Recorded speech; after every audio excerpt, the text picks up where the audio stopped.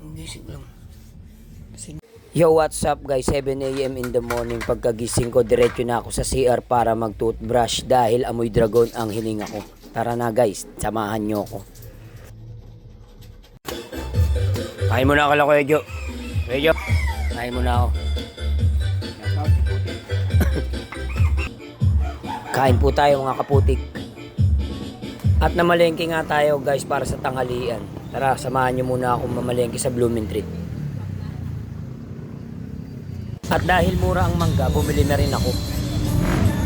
Pagtapos nito, banat na ulit, trabaho na.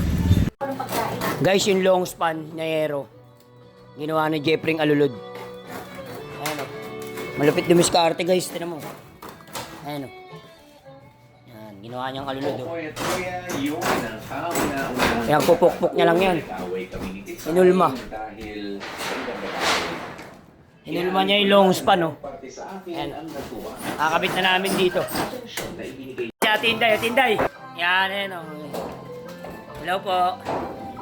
Shoutout Joseph Dayupay. Dahil mainit ang panahon, nag-abokado muna ako kay Elaine Kalikdan. Shoutout sa'yo, Elaine. Sabi mo, Lo. Magkala mong gatas din, ha? Magkano to? Kwek-kwek lang yan.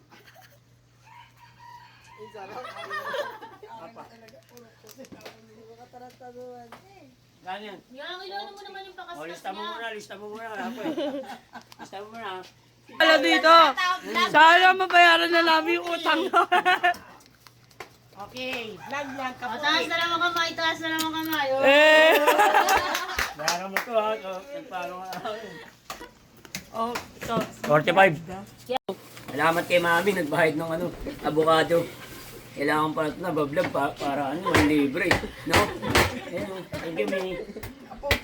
Kaputik. Ka muna, Mi. Ka muna. Yung kamay mo, Mi. Ka muna. Sarap din.